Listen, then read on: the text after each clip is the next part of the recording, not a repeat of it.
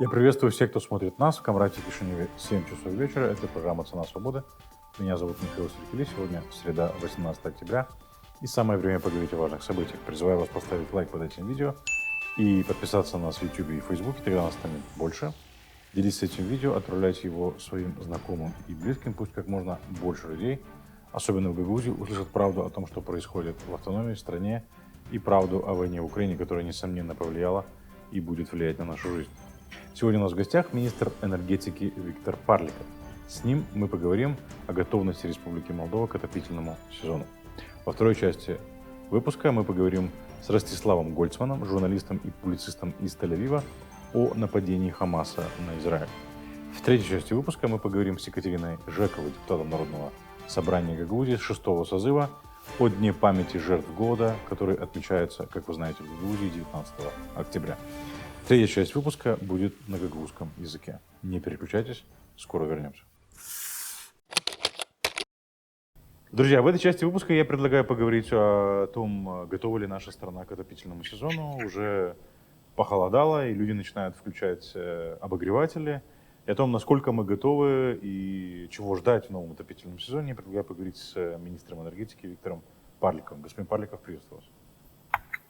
Здравствуйте, добрый день. Да, рад вас видеть и благодарю, что пришли к нам в эфир и согласились прокомментировать ситуацию. Давайте с общего вопроса. Готовы ли мы к отопительному сезону и ждать ли сюрпризов какие-то, которые были в прошлом году? Смотрите, никогда не была настолько готова к отопительному сезону, как в этом году. Со всех точек зрения. И с точки зрения инфраструктуры, которая позволяет нам сейчас закупать и газ, и электроэнергию из разных источников. И с точки зрения запасов газа, которые мы сформировали, впервые в истории Молдовы мы входим в зимний период, в холодный период с довольно большими запасами газа. У нас будет газа, у нас сейчас газа примерно 650 миллионов кубометров. Это достаточно до февраля месяца. Еще не до конца февраля, но в февраль мы входим уверенно. Поэтому даже если на международных рынках цены на газ подскочат, мы от этого по большому счету защищены. И даже несмотря, то есть мы, когда закупали газ летом, попытались поймать лучшие цены, у нас в принципе получилось, и мы ожидали, что будут хорошие цены и в сентябре. К сожалению, за счет паники, за счет того, что было, то есть и военные действия в Израиле сейчас в последнее время, то есть это подхлестнуло цены на международных рынках. Мы сейчас не закупаем, не имеет смысла сейчас закупать по этим ценам, поэтому я не могу сейчас, к сожалению, так как у меня нет полного объема газа до конца отопительного сезона, не могу гарантировать снижение цен, но то, что мы можем уже быть уверенно, можем говорить, что цены не вырастут в ближайшую зиму. Эти цены уже на 35%, порядка на 35% ниже, чем в прошлом году. Также сохраняются компенсации. Соответственно, эта зима обещает быть для всех существенно легче, чем в прошлом году, даже без дополнительного понижения. Хотя, опять же, я не исключаю, мы изыскиваем возможности, значит, за счет закупки поймать, опять же, хорошие моменты, закупить необходимые объемы по хорошим ценам, даже снизить цены на газ. Хорошо, еще один такой общий вопрос. Каковы основные направления в обеспечении нашей энергетической безопасности? Что делать? Окей, с газом понятно, диверсифицируются источники, диверсифицируются методы поставки газа. В том, что касается электричества, энергетика, солнечная энергия, ветровая энергия, вот в этом направлении что делается, если вообще делается? Во-первых, делается много, но это все не очень быстро. Даже проекты скажем так, с ветровыми электростанциями и так далее. Мы сейчас, я только недавно буквально пришел из парламента, обсуждали изменения к энергии. И опять же, ожидаем утверждения этого закона, уже вступления его в силу в течение нескольких недель. И после этого также запустим механизм, называется, ну, в общем, на конкурсной основе инвесторы будут предлагать, значит, кто предложит самую низкую цену на возобновляемую энергию, те, собственно говоря, и получат право поставлять ее в течение 15 лет по цене, по которой они заявили. Соответственно, мы ожидаем, то есть, к концу этого года хотим запустить этот механизм, как он называется, личитации по-румынски, инвестиционный конкурс, грубо говоря, для порядка свыше 50 мегаватт солнечной энергии и свыше 100 мегаватт на ветровую энергию. С другой стороны, опять же, с точки зрения диверсификации поставок, инфраструктура на сегодняшний день позволяет, и мы в прошлом году, в ноябре прошлого года мы это видели, когда Молдавская ГРЭС не поставляла на правый берег электроэнергию, в том числе, когда были ограничения по поставкам газа в Молдову со стороны «Газпрома», и инфраструктура энергетическая Украины была под постоянными ракетными ударами. Даже тогда у нас было всего 2 раза, когда на короткий период до нескольких часов прерывалась поставка электроэнергии. Но, опять же, нужно понимать, если мы будем закупать физически мы можем закупить эту электроэнергию, например, в Румынии, но это будут совершенно другие цены. Соответственно, на сегодняшний день мы, значит, пытаемся сохранить и работаем над тем, чтобы сохранить контракт с Молдавской ГРЭС по предсказуемой цене, по цене, которая будет существенно ниже той, по которой мы могли бы закупить в Румынии, и за счет этого удержать цены на электроэнергию на, значит,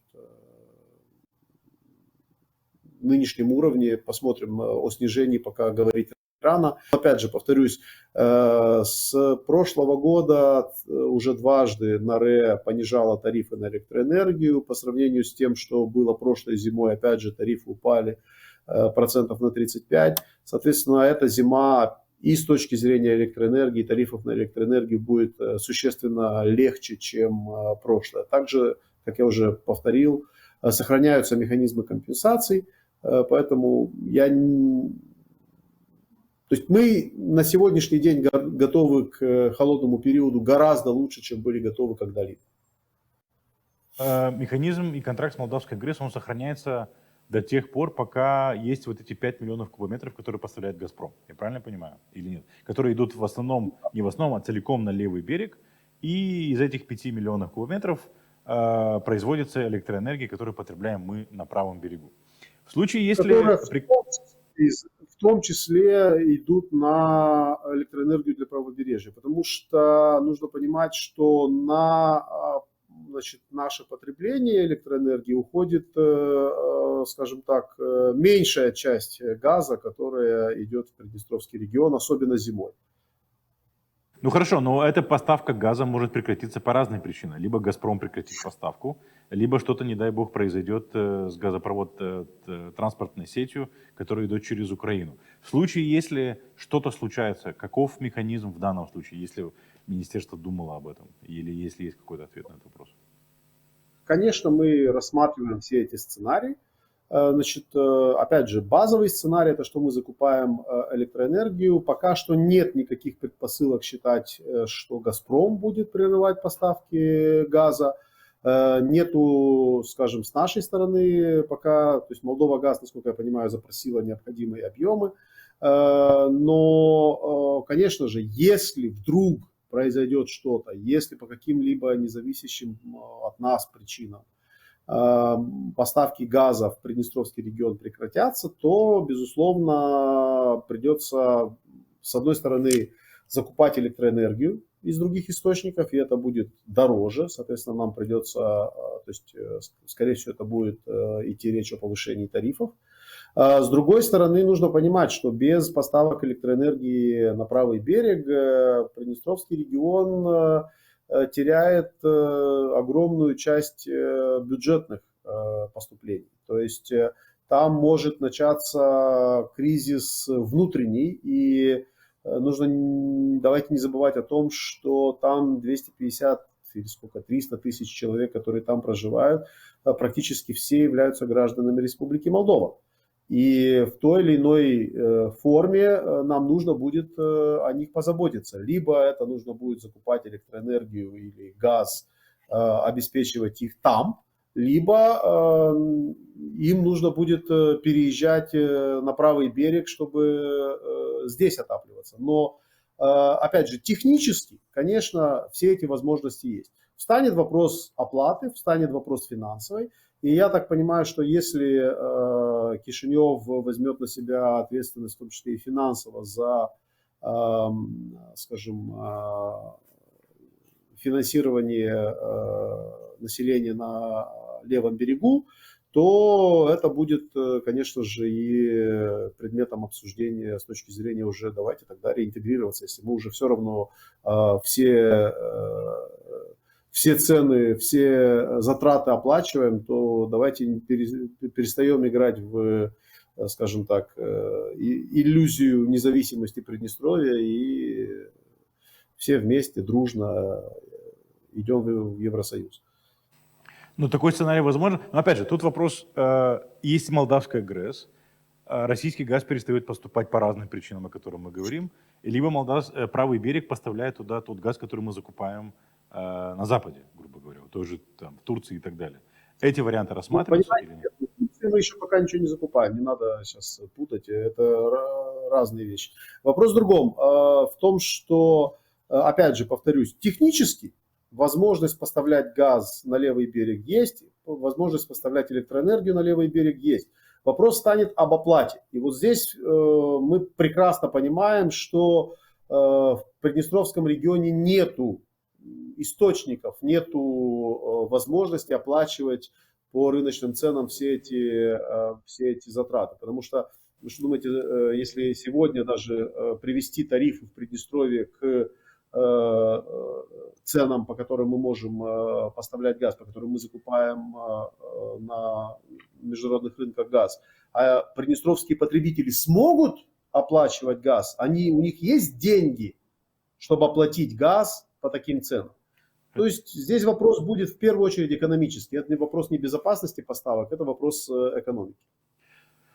Ну, который может повлечь за собой какие-то социальные проблемы и что-то там вроде, не знаю, гуманитарного кризиса или что-то вроде такого. Как бы. Ну, гуманитарный кризис вряд ли, но социальные проблемы, да. Социальный взрыв, недовольство. Еще раз говорю, мы исходим из того, что работаем в базовом сценарии, когда на левый берег идет де-факто бесплатно газ от «Газпрома», и у нас есть возможность закупать электроэнергию у молдавской ГРЭС. Конечно, если этого не произойдет, то мы готовы к альтернативным сценариям, но эти сценарии будут болезненны для нас больше с точки зрения экономической, а для Приднестровья это вообще, для Приднестровского региона это вообще, как бы, ну, по крайней мере для властей того региона это, ну, такой экзистенциальный кризис, потому что они вряд ли смогут выполнить свои обязательства перед людьми. По поводу Турции, господин Палега, вот появилась новость, недавно она была, о том, что Молдова будет закупать газ у Турции. Объясните, пожалуйста, о чем идет речь и что фактически будет происходить? И как расценивают эту новость? Фактически то, что происходит, это я уже комментировал это в общественном пространстве, в масс-медиа. До сих пор компания, которая подписала этот договор, судя по всему, был подписан договор между одной из молдавских компаний, небольших. Чтобы вы понимали, данная компания, если мне не изменяет память, цифры, которые мне представляли, они покупали и продавали газ в Республике Молдова на несколько тысяч евро. То есть это компания, у которой, ну, крайне небольшие, скажем так, объемы закупок и продаж газа в Молдове.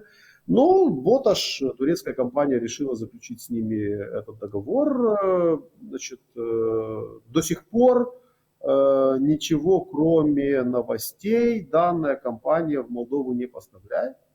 Потому что вот как они тогда объявили, что есть контракт, вот так, собственно говоря, и осталось. Иногда они еще выпускают некоторые там пресс-релизы или какие-то такие вещи. Еще раз, эм, газовый трейдинг или газовая продажа газа – это не, скажем так, бизнес, не, он делается между газовыми трейдерами. То есть закупил газ, идешь, ищешь, кому его продать, потребитель или другой поставщик, договариваешься, подпишешь договора. А как бы если просто выпускать пресс-релизы, от этого газ не поступит и никуда не продастся. Поэтому, когда компания займется поставкой газа, можно будет о чем-то говорить. До сих пор они поставляют только новости. Хорошо, а сейчас, ну, получается тогда, в чем разница? У нас основной закупщик газа сейчас это Энергоком, я правильно понимаю, да? То есть, который Да. закупает для страны. А в чем разница между Энергокомом и другими трейдерами, скажем так, другими компаниями в этом плане? То есть, получается, в Молдову... Да. Да, в том, что на Энергоком возложена обязанность обеспечить поставки газа в условиях, когда нету никаких других гарантий или альтернатив на его поставку. То есть газ, который поставляется «Газпромом», мы значит, отправляем на левый берег, а никто другой, никакой другой поставщик значит, на рынке не взял на себя ответственность, не смог предоставить, то есть покрыть вот тот дефицит газа, который в прошлом году, в первую очередь, позапрошлом, потом в прошлом году сформировался, когда «Газпром» сократил поставки газа по отношению к тому, что мы запросили. Соответственно, «Энергоком» это сейчас компания, которая, да, государство является его акционером и через эту компанию обеспечивает безопасность поставок газа. А как Безопасность, то есть наличие оставить газа, когда это необходимо, так? Конечно, мы же не могли оставить, чтобы, знаешь, потребители остались без газа в условиях, когда у Молдова газа, другого газа, кроме как от «Газпрома», нету, а «Газпром» не поставляет заявленный или запрошенный у него объем. Хорошо. И, наверное, самый последний вопрос. Вот этот долг перед «Газпромом». Недавно был пресс-релиз, вы в том числе выступали, где сказали, что, в принципе, из той так называемой задолженности, которая якобы сформировалась у Молдова газ перед «Газпромом», там фактически каких-то 7 или 8 миллионов, которые подтверждены, а подтверждения на ту самую огромную сумму в 700 миллионов как бы документов нет. Каковы дальше действия Республики Молдова? Не совсем так. Я как бы люблю точность в формулировках и точность в, значит, объяснении. Из порядка 709 миллионов долларов долга, на который претендует «Газпром», там на порядка 276 не было представлено документов, подтверждающих формирование этого долга. То есть это не то, что никто же не опротестовывает то, что там в бухгалтерии «Молдова-Газ» кто-то что-то записал. А речь идет о том, что аудиторам была поставлена задача разобраться в природе этого долга. Потому что «Газпром» требует возврата этого долга с «Молдова-Газ». И были попытки в том числе перенести этот долг из плоскости, скажем так, коммерческой, из долга «Молдова-Газ» «Газпрому» в плоскость публичную, то есть долг бюджета Республики Молдова. Соответственно, прежде чем брать на себя какие-то обязательства по выплате этого долга, будь то переносить часть этого долга на потребителей через тариф или на бюджет, нужно разобраться, собственно говоря, откуда долг, как он сформировался. Поэтому аудиторам была поставлена задача разобраться не в бумажках, которые подтверждают долг, а в природе этого долга, откуда, собственно говоря, взялся он. Так вот, по 276 миллионов данные документы не были представлены. Опять же, мы не исключаем, что данные документы есть у «Газпрома», просто он их не представил. Но аудиторы так и записали, не были подтверждены документально. И по еще 400 миллионам долларов, если не ошибаюсь, истек срок требования по этим долгам. Соответственно, то, что мы сформировали как предложение, и здесь это не цифры, которые просто можно там складывать или вычитать. Значит, на основании общей ситуации, которую мы увидели с долгами, мы предлагаем «Газпрому» выплатить им 8,6 миллионов долларов. И мы отказываемся от возможных встречных исков, которые мы могли бы выдвинуть, связанных в частности с распределением доходов от транзита, и связанных с невыполнением «Газпромом» в прошлом году, в частности, своих обязанностей, своих контрактных обязательств по объемам поставленного газа. Вот предложение звучит, если коротко, примерно так. Давайте мы вам выплатим 8,6 миллионов долларов, и всю эту историю с долгами и со встречными исками мы закрываем. То есть, скажем так, пакетно этот вопрос закрываем. Мы не обращаемся в суд, мы не обращаемся с встречными исками, вы отказываетесь от долга, от большей части этого долга. Значит, это суть того предложения, которое было сформулировано. Хорошо, и какова была реакция, если была, и что дальше? Ну, реакция была в публичном пространстве, они сделали пресс-релиз, он был такой довольно болезненный, что там «Газпром» готов защищать свои интересы и так далее, и так далее. В принципе, это ожидаемо. Сейчас есть процедуры, которые проходят, в том числе административные, скажем так, корпоративные процедуры, то есть по договоренностям, потому что я напоминаю, этот аудит был проведен в соответствии с договоренностями, подписанными в октябре 2021 года, когда господин Спын улетал в Петербург. И в рамках вот тех договоренностей, когда в том числе и заключался контракт с вот этой формулой на цену газа со стороны «Газпрома», в том числе пришли к договоренности, что вот мы проведем аудит этого долга и предложим формулу, как решать проблему. Ну, вот мы свое домашнее задание сделали, мы аудит провели, мы предложение направили. Сейчас, условно говоря, ход «Газпрома». Мяч на стороне «Газпрома». Насколько я знаю, значит, на заседании наблюдательного совета «Молдова-Газ» вопрос с аудитом был вынесен, то есть его будут обсуждать, по нему будет принято какое-то решение, это будет в ноябре месяце. Вот посмотрим и после этого будем решать, что дальше делать. На самом деле на сегодняшний день с молдавской стороны каких-то активных действий предпринимать мы сейчас не намерены, потому что как бы у «Газпрома»,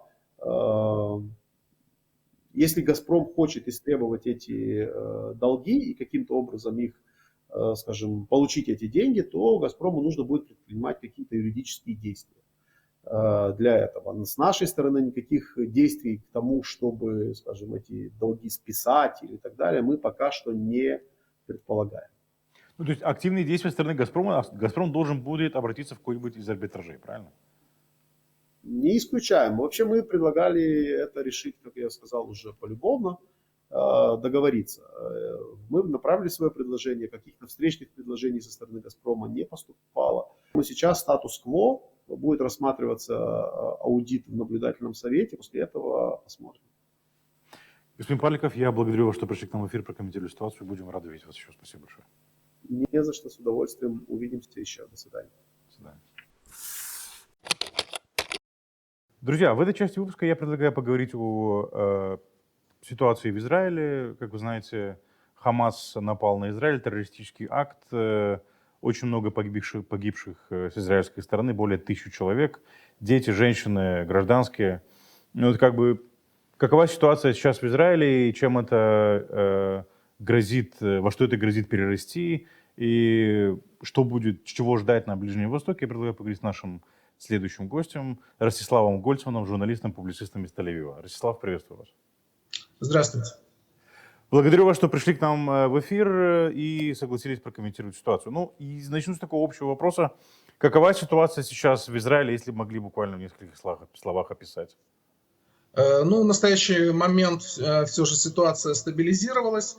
Решен вопрос, наконец-то, с захваченными организацией Хамас сотрудниками подразделения БАПОР, то есть сотрудниками ООН, которые работают с палестинскими беженцами. Известно, что 2 дня назад они были захвачены боевиками Хамас, у них были отобраны не только там, они там, как правило, обеспечивают работу школ, больниц и так далее, у них отняли не только там медикаменты, всех там какие-то рабочие инструменты, даже личные вещи, а их самих собирались использовать в качестве живого щита. Естественно, тут же была связь с Америкой, с Египтом, потому что Египет перекрыл единственный выход из сектора Газа, КПП Рафах на границе сектора Газа и Египта. Не просто перекрыл, не просто поставил там бетонады, поставил там танки, которые были, вот пушки наведены прямой наводкой, чтобы если кто-то попытается спастись через вот эту вот стену, которую выстроил Египет на границе с сектором Газа, просто стрелять прямой наводкой. Решено было на 10 часов открыть гуманитарный коридор, и Хамас согласился отпустить сотрудников ООН, ну, естественно, взамен за караван, ну, как сказали американцы, гуманитарных грузов. Так эти люди были освобождены. К сожалению, самих жителей сектора Газа организация Хамас не выпускает, они тоже используют своих же граждан в качестве живого щита. Понятно, что сейчас наступает следующая фаза зачистки от террористов сектора Газа. Нужно понимать, что находится и просто большое количество людей, достаточно большая плотность. Понятно, что там не 2 миллиона человек, как заявлялось, но даже если меньше, даже если миллион, это много. И основные все-таки позиции организации Хамас, они находятся под землей, так называемое метро. То есть это целая сеть переходов, бункеров и так далее. Понятно, что именно для этого американцы первым делом поставили Израилю так называемые умные бомбы, которые могут взрываться уже под землей, то есть проникая под землю. То есть до ввода, собственно, в город Газа наземных сил, конечно же, это будет очень плотно обрабатываться этими умными бомбами. Таков будет, естественно, следующий этап. И напряжение на севере страны, где усиливаются атаки организации Хизбалла. В принципе, в Южном Ливане, как вы знаете, находился подразделение ООН по обеспечению мира. Но первым делом, естественно, они убежали со своих позиций и просят, чтобы их оттуда эвакуировали. К сожалению, вот, собственно, ливанская армия, которая проводила патрулирование границы с израильтянами, она на настоящий момент попросту смята Хизбаллой. Хизбалла на настоящий момент не решается переходить границу. Было несколько попыток запустить так называемые ДРГ, диверсионно-разведывательные группы, но все они были ликвидированы. Но ракетные обстрелы пока еще не ракетами вот этими советскими, я не знаю, как они здесь оказались, они должны были быть уничтожены еще, помните, договор в Рейкьявике между Горбачевым и Рейганом, так называемые ракеты средней дальности РСД «Пионер». Каким образом они сейчас оказались у Хизбаллы, непонятно, но они есть, но пока они ведут обстрел наплечными ракетами противотанковыми, но есть жертвы, уже погибли 2 израильских военнослужащих из прилежащей зоны 40-километровой, уже эвакуированы израильские гражданские лица. То есть это имеет полный потенциал также превратиться в еще один театр военных действий. Ну, то есть можем ли вы сказать, что Хизбалла уже вступил в военные действия или еще нет?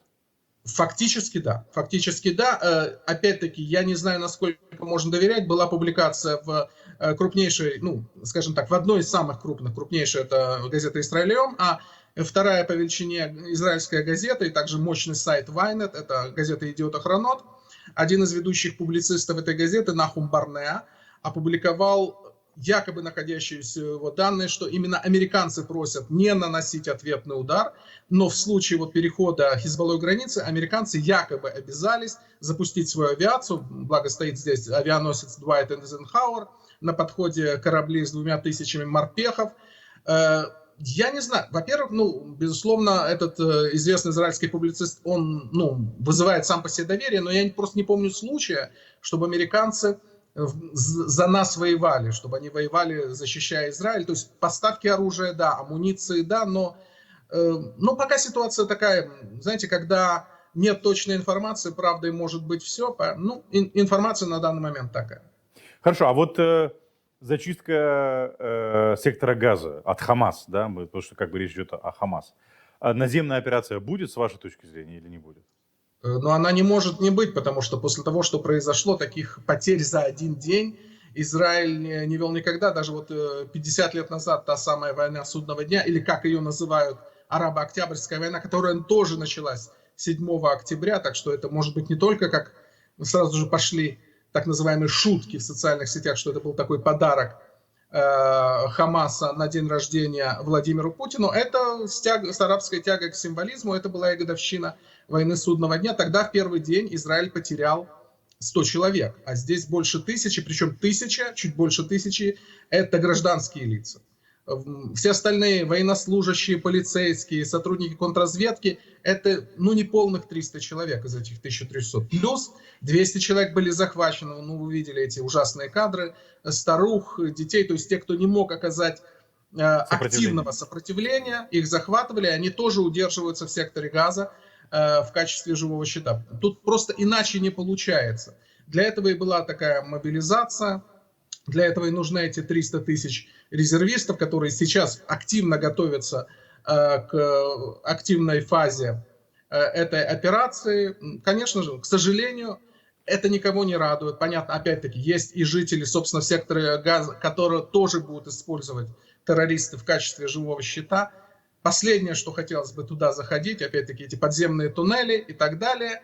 Но на настоящий момент другого выхода из ситуации нет и, к сожалению, не будет. Хорошо. Конечно же, должна быть наземная операция. Кстати, вот недавно вышел фильм «Гольда», да, «Судный день», британская актриса, прошу прощения, забыл. Хелен Миррен. На самом деле она же русская, она Елена Миронова. Так что... Да. Но известна она именно как британская актриса, безусловно. Как британская актриса. Да, смотрел этот фильм, очень хороший фильм, рекомендую посмотреть. Как раз описывает дни войны Судного дня, да, когда Гольда Меир была. А вот такой вопрос. А возможно ли зачистка сектора Газа от Хамас без наземной операции? Нет, это то, что долгое время Израиль пытался подавлять именно огневые точки, точечные ликвидации руководителей бандформирований, в общем, руководителей Хамас. Это не дает необходимого результата, к сожалению. Эту операцию, может быть, надо было проводить раньше. Может быть, тогда бы не было того ужаса, что мы получили, потому что нужно понимать, что мы имеем дело не с какими-то партизанскими отрядами.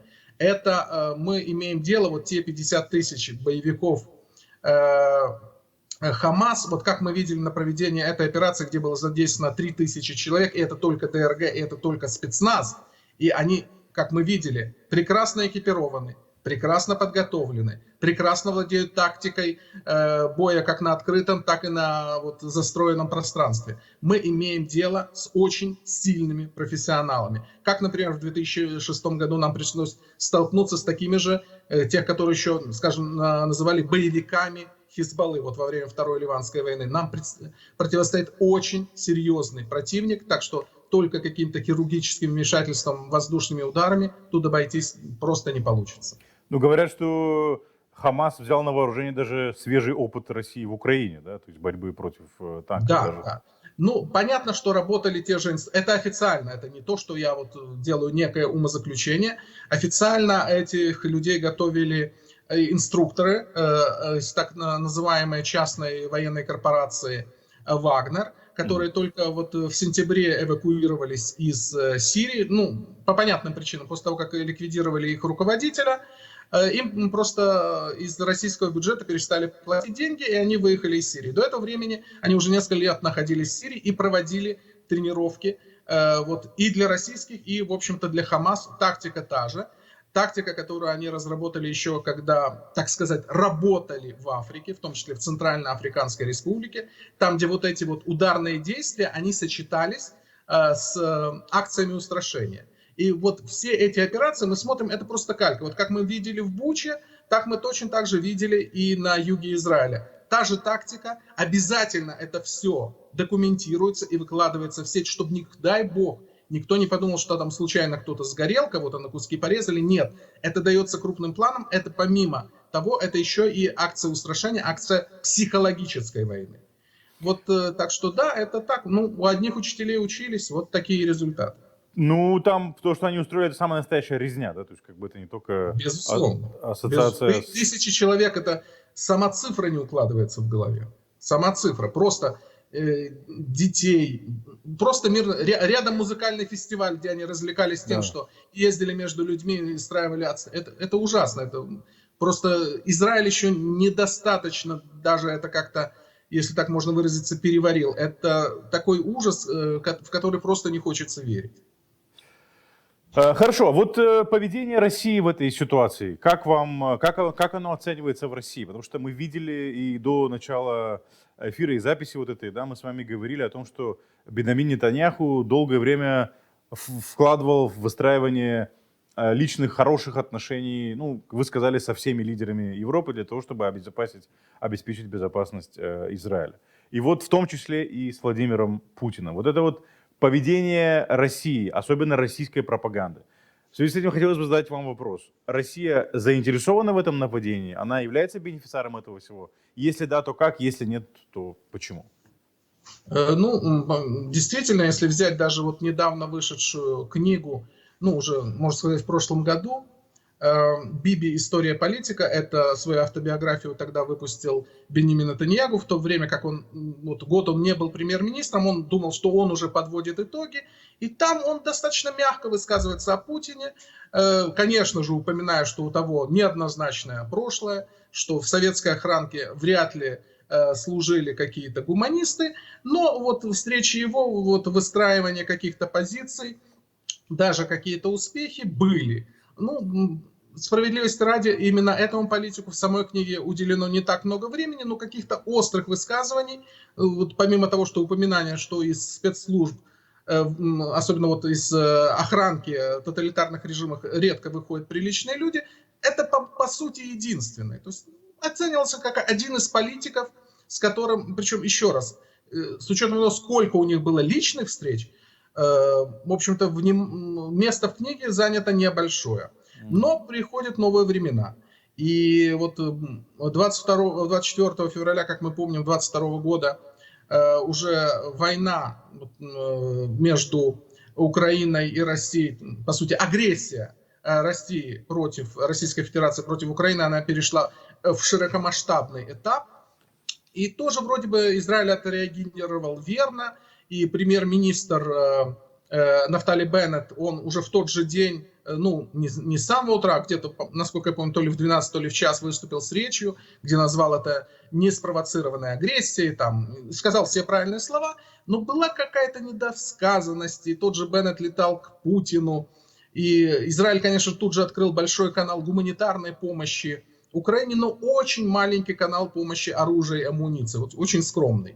С приходом, по сути, с возвращением на пост премьер-министра Беньямина Нетаньяху, уже в феврале первым делом, как только было сформировано правительство, он вызвал к себе начальника Генштаба Эрци Алеви и сказал, чем мы прямо сейчас можем помочь Украине.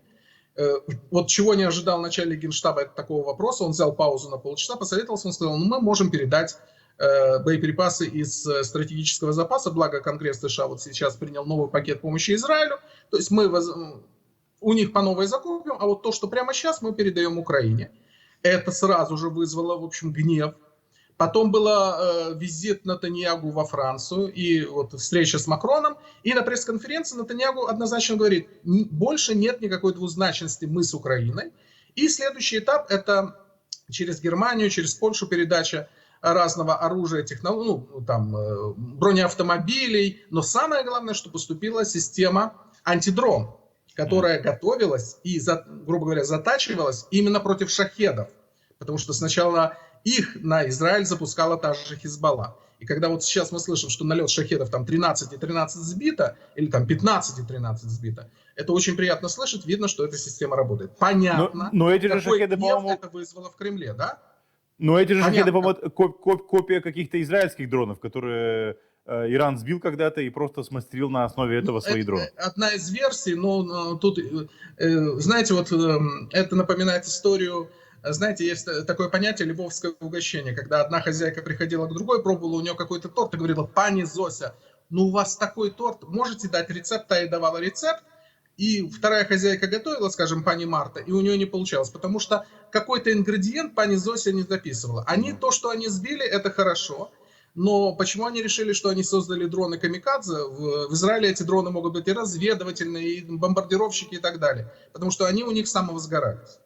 То есть что-то в этом, наверное, есть, но по-другому. Но не в этом дело. Конечно же, Российская Федерация была просто в гневе от этого. И, безусловно, чтобы как-то, тем более сейчас, вот, почему удалось все-таки сдержать этот ракетный шквал, когда Хамас в течение 3 часов обрушил на Израиль 5000 ракет, потому что помимо системы «Железный купол» известной, уже заработала новая система, лазерная. И так как они вместе работали, удалось это сдержать в основном. Конечно же, к сожалению, были падения, но все-таки с учетом такой плотности огня, как 5000 за 3 часа, все-таки это не так серьезно. Так вот, после этого возникло же, если Израиль переходит на лазерную систему, было решение передать «Железный купол» Украине. Представляете, какой это уже гнев вызвало. Поэтому то, что в данных условиях однозначным бенефициаром происходящего является Российская Федерация, по-моему, сомнений нет.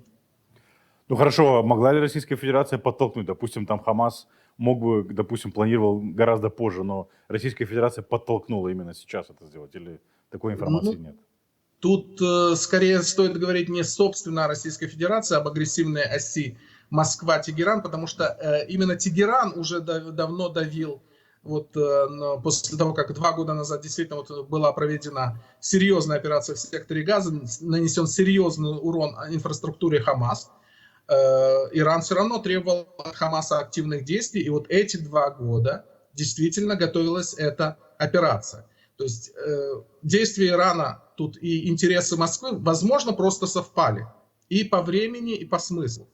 Поэтому ситуация такая, как мы наблюдаем сейчас, но то, что единой осью является Москва-Тегеран, это тоже, в общем-то, известно, о чем сами россияне с радостью всегда любят подчеркнуть. Хорошо, а вот меняет ли это отношение, внутреннее общественное мнение в Израиле по отношению к России сейчас в этой ситуации? Безусловно, с учетом того, что вот за этот год, еще не закончившийся год, а с момента создания нового правительства Нетаньяху, Израиль подвергся такого уровня информационной, а скорее пропагандистской атаки, которой мы ранее не видели. Да, действовал этот вот фонд «Русский мир», действовал «Русский дом» в Тель-Авиве достаточно активно, нужно отдать им должное. И продолжалась трансляция, по-моему, продолжается, что очень странно, пропагандистских каналов из Российской Федерации, но здесь это просто другой уровень, их вообще уже мало интересует, или уже не в той степени интересуют средства массовой информации на русском языке, уже они активно работают с теми, кто на иврите, и дают любые деньги за вот те публикации, что они предлагают разным каналам и так далее. Более того, конечно же, там, любые деньги за что? Чтобы это было не как реклама, а именно как редакционный материал.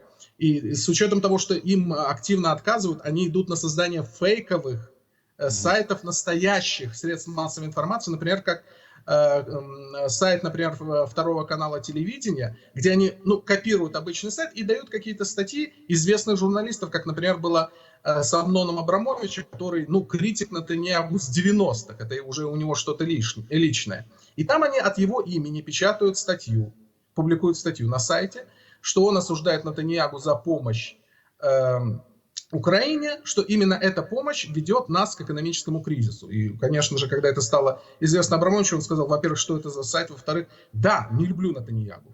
Вот знаете, вы помните, как Фрунзик Мкртчян, так не люблю, что кушать не могу. Но я этого не писал. Это не мои слова, и это вообще бред какой-то. Какая связь с нашей экономикой и Украиной? Вообще бред.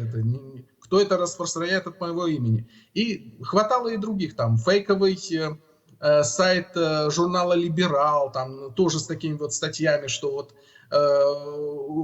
евреи не помогайте там фашистам, которые в Украине, и так далее. То есть это такого уровня, в общем-то, информационной атаки Израиль, по-моему, никогда в своей истории не испытывал. Но все решилось как-то само собой после того, как началось, вообще, бог с ними там в социальных сетях, там может писать любой фрик. Но та радость, которая творилась по всем федеральным каналам Российской Федерации, вот Хамас вот наказал этих, будут знать и так далее, это сработало на людей куда как более отрезвляюще. Большего примера того, с кем ты имеешь дело, нет и не нужно.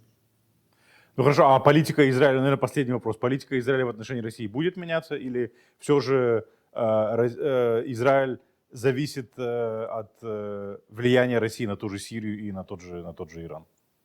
Во-первых, начнем с того, что это политика, отношения вот Израиля к России, она уже изменилась. За прошедшее время, с учетом того, какие раньше были отношения, сколько встреч было Нетаньягу с Путиным, за все это время было 2 телефонных разговора. Один телефонный разговор был вот, когда в очередной раз там какого-то израильтянина где-то задержали. Второй, тоже совершенно недавно, но по понятным причинам. Вопрос, по сути, у Беньямина Нетаньягу к президенту Путину был один. Это мы знаем, что это вы, только объясните. Это ваша политика? Вот скажите мне, господин Путин, это ваша политика или это какая-то инициатива на местах? Если это инициатива на местах, как вы собираетесь это прекращать? Результаты этой беседы мне неизвестны, я тут ничего добавить не могу. Но факт то, что было всего 2 телефона. Конечно же, уровень отношений с Россией и так уже был понижен. И нужно отдать должное, выстраивая и достаточно милые личные отношения с Путиным, Нетаньягу делал так, чтобы Израиль укреплял свои позиции и помимо России. Например, это то, что израильский природный газ пошел в Европу, да, вот, и чему, конечно же, в России тоже, мягко говоря, не обрадовались. Это позиция, это дружба с Азербайджаном, который идет в противовес агрессивной оси Москва-Тегеран. То есть, конечно же, все это менялось и по понятным причинам не радовало Кремль. Но теперь я думаю, что изменение этой политики, оно будет только более активным. Только более активным. И просто потому, что в данном конкретном случае по-другому и быть не может. Господин Гольцман, я благодарю, что пришли к нам в эфир, прокомментировали ситуацию. Желаем Израилю выстоять в этот сложный момент и очистить и обезопасить себя на будущее много-много лет и десятилетий вперед. Спасибо большое. Спасибо вам. Ну что ж, Ам Исраэль Хай. И победим, конечно же, победим. И слава Украине. У них свой фронт. Тоже не менее Героям важный. слава. Героям слава. Спасибо. Спасибо вам, что смотрите нас. Для того, чтобы мы продолжили свою работу, поддержите нас. Станьте нашим патроном или сделайте разовое перечисление на нашем сайте. Внесите свой важный вклад в борьбу с пропагандой в Гагаузии.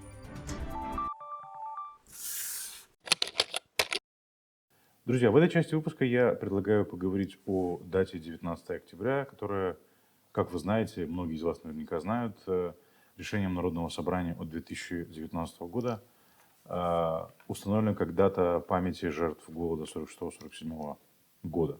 Страшный голод, который был на территории Бессарабии, третий голод на территории Советского Союза. Многие называют его Голодомором. И у нас сегодня в студии Екатерина Федоровна Жекова, депутат прошлого созыва Народного собрания, один из авторов, я так понимаю, этой инициативы о том, чтобы назначить дату 19 октября, датой, когда поминаются жертвы голода в Гагаузии. Ну, давайте начнем сначала. Кстати, можем и на гагаузском, можем и на русском. Тут уже как бы как у вас настроение, скажем так, лежит. Да, вот Мне это удобно и на моем родном языке очень хорошо формулирую свои мысли. Отлично, Какой да. язык вы определите, на том и работаем. 46-47 год. Кыргал-Нджи ел. Какое влияние оказал вообще на гагаузов в Бессарабию? Ездіме бізе, езмедіме, кырдымы, кырмадымы гагаузлары, англар яшырлы бейін burada. Барынчым сөйлеме, они bize o açılık kırmadı.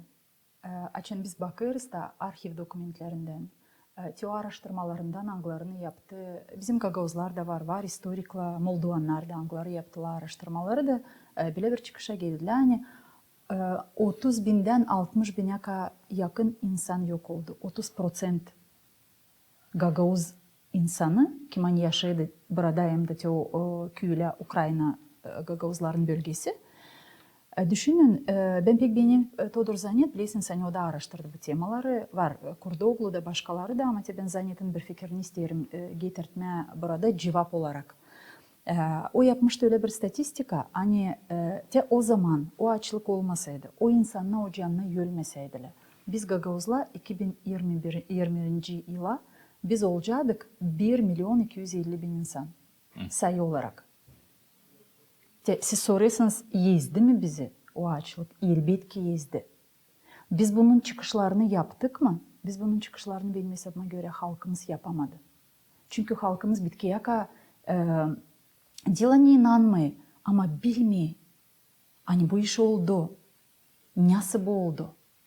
Çoğu bize o zaman alarkana bu kararı, çıkarkana bu inisiyativalan halk topluşundan çoğu derdiler hani siz istersiniz debreştirme bir devleti, kiminle biz isteriz dost olma. Burada değil debreştirmek de iş. Burada iş sen kendi Gagavuz olarak biz kendi köklerimizi, bizim insanın historiasını istersin bilme olsa istemeriz mi? Bunda hem büyük bela benim hesabıma göre hani biz neticede o zaman 2018 yılda açın çıktık bu inisiyativeyle gördüğünüz biliyordunuz. Yani biz bulamadık o kadar deputat ne kadar lazımdı alma birden o kararı. Da. Bize yetişmediydi bir ses o zaman. Sürttü biraz o iş. Sürttü yetişmediydi bir ses. Ama şükür Allah'a hani bir yıldan sonra bulundu o kadar ses ne kadar lazım. Da biz bu inisiyativeyi aldık. Da bugün Gagavuzya'da kanoncasına var bir gün Oktyabr ayın 19'unda. 19'u. Ne zaman her bir Gagavuz köyünde, kasabasında lazım anılsın o insanlar ki hani vakitsiz büyük acılarla, açlık acısından öldü. Bizi değil, siz doğru lafı kullandınız bana kalsa hani yezdi, bizi yezdi bu açlık. Bilesiniz mi niçin? Açan korku hani öleceksin. Korku hani açlıktan ölecek senin uşağın. Korku hani sen yardım edemezsin yakın insanına. Sen yok ne veresin o uşağa. Siz bilirsiniz ne kadar güzel bizim ana dilimizde var şiirler. Nerede Todor Zanet'te başkaları da yazdılar açlık için. Yani ağla canım ağla.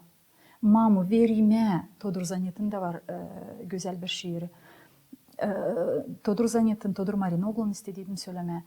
İme ver mamu. Ver bana ime. Biz büyün olmalı anlayamayız. Hani Allah korusun böyle bela gelsin bizim yaşamamıza. Ama bilerken hani bu bela oldu varınca mı onu tanımama. O zaman için bu karar Alındı. dil alındı için de absürdiyene giderdi. Tartışmalar. Tartışmalar halk topluluğunda. O zaman tam aklımda her bir deputat bana öyle göründü. Her bir deputat angları dediler kayıl bu karardan. Saydılar onlar mecbur kalksınlar da vursunlar yüzünüze. Hani nice siz gelirsiniz böyle inisiyatif olun. Siz ne düşünüyorsunuz? Onlar inanarak mı bunu yaptılar yoksa kimse onlara istedi mi? Yapsınlar bu işi. Söyledi mi yapsınlar bu işi? Bilirsiniz mi benim o zaman 2018 yılda hep şüphemi çekerdi hani hiçbir sıra ben işitmediydim başkanın sesini. O zaman hiç karışmadı bu işe. Ama karışmadı neden? Kendi düşüncesini de fikrini de söylemedi. Niye Ama düşünüyor bu işte? Bakın açan biz böyle büyük işleri yaparız. Halk ayırı o insanları kim hani önderici olacak bizim avtonomyamızda. Benim hesabıma göre o zaman da bunu söyledim, şimdi de bunu söyleyeyim. Benim büyük şüphemi çekiyor o insanlar kim hani söyleme kendi fikrini. Susarak lazım Susarak. Ama önce siz ben bilirsiniz памятник неизвестному солдату var bizim Moldova'da da Gagavuzya'da da onunla var. Oraya gidiyor insan. Anı onları kim hani atsız kabatsız yüldüler gene de cenkte ölen. Biz bilerek hani her bir köyde demeye doğru var her bir köyde öyle koyu yani atılmış 800 mü 500 mü 1000 mi insan biliyorlar hani o kuyularda kardeş mezarları. Orada kabatsız ölen insanlar varınca biz oralarını saymayalım pamятник. Varınca biz orasını anmayalım. Varınca biz oralara koymayalım bir anmak taşı. Da ben bunu şaşırdım anlama o deputatlarda da o zaman hani niçin siz karşı gidersiniz? Bu inisiyativa değil onun için hani bulma kim kabahatlı. Bana kalsa hiç vakitte değil harcama hani arama kim kabahatlı. Böyle işlerde kabahatlıları araştırsın, bulsun. Onlar kim hani zanatlanır, bilgiyle, historiyla. Ama biz bunu yaptık hani analım. Bilirsiniz mi? Niye biz Gagavuzlar duruyoruz bir ayakta. Biz lazım bilelim dilimizi, halkın historiyamızı. Ne kadar biz işleyebileceğiz dilimizi, bizim historiyamızı. Ama historiyamızda bu olay da vardı. Açlık da vardı. Onu tanımadığının bizim historiyamız bütün mü olacak? Da biz Elena Fyodorovna'la Karamit gördük. Hani alınmarsa bile bir gün yıldan, 10 yıldan, 20 yıldan, 30 yıldan hiç kimseyi anmayacak da bu 46-47 yıl. Ama Şimdi burada böyle de iş var. Şimdi bugün varsa, o gün var. Alındı o gün. Alındı o gün Da. ama o gün anılmıyor. Niçinse anılmıyor Gagosi'de. Niçin anılmıyor? Şimdi dolayıcıyız. Ama şimdi o gün anılsa, her bir yıl, Oktober'in 19'unda insan gelse o anılmak taşlara. Ama ilk o anılmak taşlar lazım koyulsun. Onlar da koyulmadı. Çöyküylerde var. Çöykülerde var. Ama insan oraya gelirse, hem çokluk gelirse, o zaman her bir şirketlik düşünmeye durun. Niçin böyle büyük bir tragedi oldu? Niçin böyle bir ağaçlık oldu? Kim o kararları aldı? Hem kim gerçekten elbette kabahatlı. Belki kimse istemiyor bu sorular koyulsun. Hem cevaplar bulunsun. Ben bunu düşünerdim o zaman da. Açan biz yaptık tartışmaları siz getirdiniz aklımıza da o zaman vardı çoğu kim çıkardı söylerdi. Yani dil lazımı arama kim kabahatlı. De biz Lena Fednilan'a açıkça söylerdik. Hani biz kabahatlıları istemiyoruz ama tek Gagauz kendimizi duyarak biz düşünüyoruz hem de sayıyoruz hani en azından Hristiyan olarak. Hristiyan olarak biz lazım yakalım bir mumcaz. Çoğu yerlerden yani 500 kişi atılmış bir kuyuya. No, doğru mu bu değil mi doğru? Bu doğru, bu aslı işler. Bunu Şimdi kimse açan çıkartmadı. bunu istemeye yapma. Bilirsiniz ben Çeşmeköy örneğini size isterim söylemeye. Biz orada 2020 yılda açtık memorial. O insanlara kim hani orada zavallı bir... O yerde nerede oldu bu? Da, o yerde yani atılmış o insanlar biz topladık o yaşlı daduların, babuların anlatmalarını gösterdiler o yeri. Biz o yerde hepsini yaptık. Da o yerde Bündüre Memorial da her yılın ben şükür etmeyi isterim. Primariyi, o insanları, nasatçıları, kim hani geli, köylüleri, kim hani her yılın Oktober'in 19'unda toplanıyorlar Çeşmeköy'ünde bilirim hani Avdarma'da bunu Avdarma köyünde de yapıyor, başka köylerde de var böyle. Değil hepsinde siz doğru söylüyorsunuz ama çoğu köyler bugünü saşarlı sayma, belki sayı olarak yok o kadar çok ki. Ama ben bileyim şimdi Çeşmeköy'le Avdarma bu iki köyde de her yılın geçiyor böyle anmak günler. Da o zaman açan o yaşlı insanlardan topladık informasyayı. Ben hiçbirinden işitmedim, hiçbir insandan işitmedim. Hani dil lazım bunu aktarma, bırakın bu işi, oldu ne oldu. O insanlar hepsi bize söylediler hani pek büyüktü zarar, pek büyüktü acı, pek çirkindi o günler. O kadar yandı insan kendi uşağı içi, öldü, gömemedi, kuvvetleri yoktu. Vladimir Harlamович Karaganço bizim köyümüzden anılmış bir doktor fizika matematika uğrunda yazıcı da bu arada. O bana anladardı o 9 yaşında uşakmış o zaman. Da ben jurnalist olarak da bilirsiniz mi çok topladıydım öyle anlatmalar nerede hani insanlar korkardılar bunu söyleme. 20 yıl geri, 15 yıl geri ama şimdi onlar açık söylüyorlar. Az kaldı o insanlar kim yaşıyor. Ama biz topladık da öyle materyalları, onlar açık söylüyorlar. Hani biz korkardık bu yılların içinde söylemeye de aynı böyle iş oldu. O zaman çoğu insanın geçirmiş bu açlığı. Onlar belki de korkardılar ama korkardılar o zaman. İçinde ne? Kuvvet Onlar başkaydı, sıra vardı, devlet korktular. başkaydı. Şimdi devlet başka. Kimse seni bunun için kapana Ama yollamayacak. insan bunu anlayamadı da. Ama insandan bir şey sormayız. Biz soruyoruz onlardan kim olmuş deputat. O daha başka türlü lazım bu işlere baksın. Onun korkusu değil lazım olsun. İşte ryadovoy insanın. Ama niçin onlar korkuyor bu soruları kaldırma hem cevap koyma ve soruş koyma. Hep cevap bulma. Bilirsiniz mi vardı öyle deputatlar söylediler hani siz bu inisiyatifayı çıkardınız mahsus karşı çıkma bir devlete. No, o adam kaldırmadı sesini. O vermedi ses bu inisiyativa için. Siz diyorsunuz o zaman korkuyla vardı argümentlarında motivler ama şimdi değişti hepsi. Onlara değin bir şey değişmedi.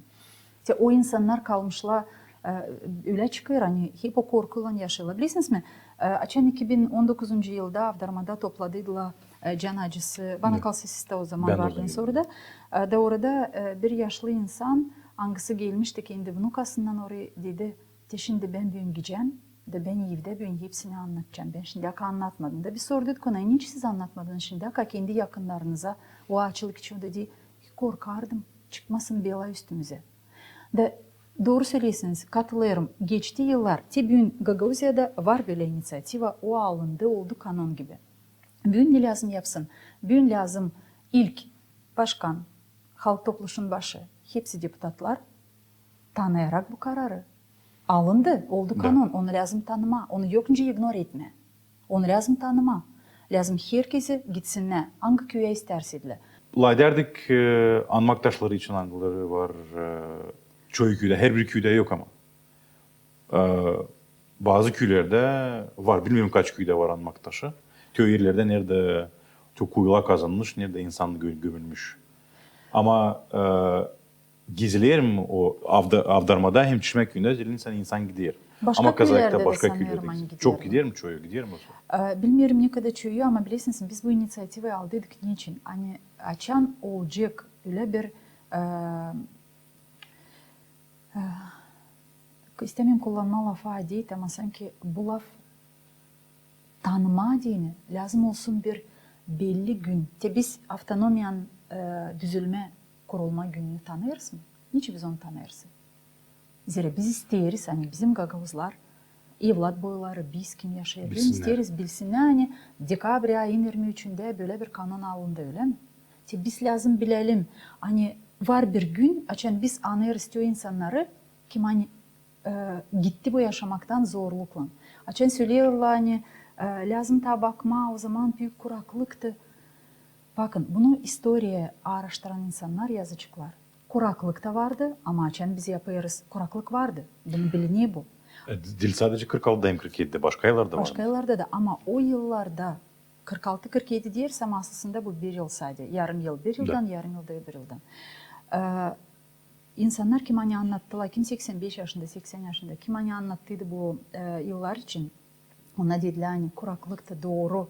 Ama almasaydılar o buğdayı biz çıkacaktık kıştan.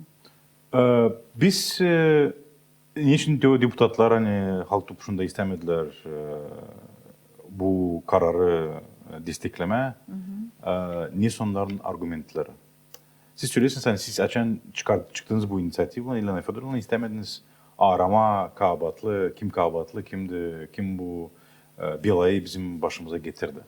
Hem söylüyorlar hani kabatlıymış diyor yerliler angıları burada işlenmiş. Ama insan şirket derse araştırma, önce çıksın başka yere de. Bakın Mihail, bize din Elena Fedor'la pek önemliydi. Hani böyle bir gün tanılsın, bilinsin ve bizim uşakların uşakları bilsinler. Hani Gagavuzların icelinde böyle bir acı gün vardı. Onuştan, diyor insanlar ki aynı savaştılar bizim inisiyatifamızı kırma, çıkartma onu bakımdan. Ona bulurlar türlü argüment ama orada onların hesabı. Biz açtık onlara anlatma, hani biz istemiyoruz arama kabatlıları. Niçin? Söyleyeceğim size. Niçin hani geçti kaç yıl? Biz 2019'da. 19'unda alındı bu ama açlıktan o zaman çok yıl geçtiydi 46'dan 47'den ve biz Gagavuzlar hiç bunu açmamıştık da. Biz onu avtonomi olarak hiç bu temayı açıklamadık. Onu açıkladı Konstantin Kordoglu, sağ olsun Todor Zanet, Vladimir Karaganç, başkaları kim hani yazdı bu temayı kimse açtı açıklama kendi yaratmalarında. Ama bu yok kanı öyle çıkıyor yani biz halk olarak savaşıyoruz bunu saklama bu olayı. Savaşıyoruz onu unutma. Da biz Elena Fedor'la düşündük niçin biz bunu lazım unutalım. Dil lazım unutma. Biz Gagavuzlar, önce de başka halk. Yer bir halk ayakta durur o zaman çetin, açan o bilir kendi köklerini, kendi dilini, açan o bilir kendi historiasını. Acı mı, nesi de olsa bu bizim historiamız. Gagavuz avtonomiyası kuruldu bana göre hem dil sadece benim bakışım bunu söyler başkaları da hani Gagavuzların olsun bir yeri dünyada nerede onlar ilerletecekler kendi dilini kültürasını hem daha az önemli değil kendi historiasını araştıracaklar историческая память onu getirecekler aklına. Biz tezde olacak 30 yıl önce Gagavuz avtonomiyası kuruldu. Gelen olacak 30 yıl. Bu üç konuda size göre ilerledik mi, ilerlemedik mi?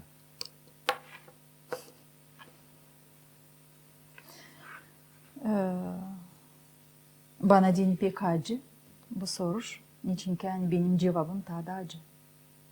Olmadı. Biz doğru kullanmadık avtonomiyi. Açık cevap. Dilimiz olmadı. Öyle bir dil hangisinin hani geçimi tekisle avtonomiyada. Geçmiyor Gagavuz dili. bizim kuvvede gelen deputatlar mı, başkanlar mı? Onlar yapmadılar Gagavuz dilini öyle bir dil, hangisi tanıdığı bizi dünyaya. Biz sadece kullandık hani biz autonomiya ama dilimizle, kültürümüzle, historiyamızla biz böyle işleri işletmedik. Ben bilirsiniz mi var bir içimde büyük bir inanım.